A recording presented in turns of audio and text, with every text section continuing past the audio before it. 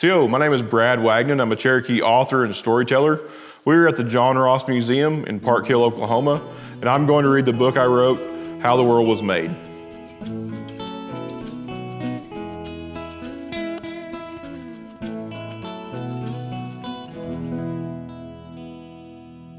A long time ago, when the animals could talk and do many things that people do, the earth was not like it is today.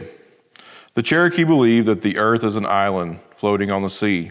It is held up by 4 ropes, each tied to a different direction. The Cherokee believed that one day the ropes will break and the earth will sink into the water. When the earth was young and covered in water, the animals lived above it on a large rock. But the rock was very crowded, and they all wanted more room.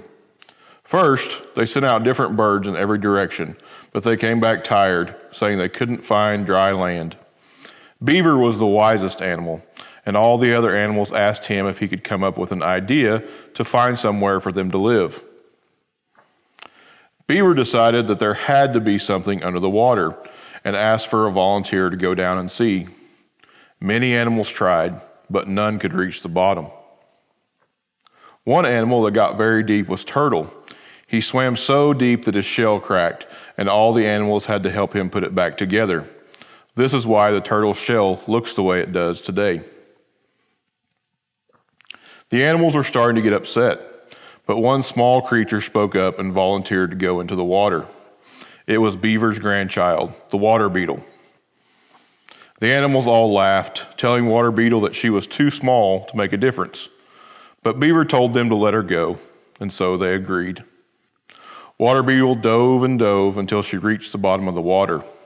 At the bottom, she found soft mud that she rolled into a ball. Then she brought it to the top of the water. When the mud reached the top of the water, it spread out until it covered a large part of the earth. Water Beetle returned to the rock and told her grandfather what she had found. But Water Beetle was sad. When Beaver asked her why, she said, "The mud I found is too soft for the other animals to live on." This gave Beaver an idea. Beaver asked Buzzard to go down and dry out the mud by flapping his wings, and after some time, the Buzzard agreed. Buzzard flew down and flapped his wings, drying out the mud. He flew over the whole earth until he was very tired. As he got more and more tired, he started to fly lower and lower. As he flew lower, his wings began to hit the soft mud, making valleys every time they hit. Whenever his wings would flap back up, he made high mountains. The animals became scared that the whole earth would be valleys and mountains, and that there would be nowhere for them to live. They called Buzzard back up to them, and this is why the homeland of the Cherokee today is full of mountains. Then the animals asked Beaver again what they should do. Beaver told the animals that if they would wait 7 days and 7 nights, the mud would dry and they would be able to go down and live on the earth. On the morning of the 8th day, the animals went down to live on the earth, but the earth was dark and the animals had no light. Then the Creator set the sun above the earth so that the animals would have light. The Creator set the sun to move along the arch of the earth so that it would appear during the day and disappear at night.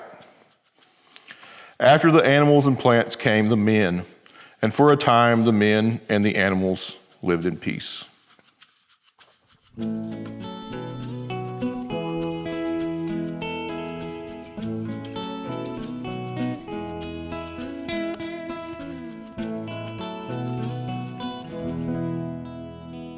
Wado for joining us. If you like this story and would like to hear more Cherokee stories, please click the link here.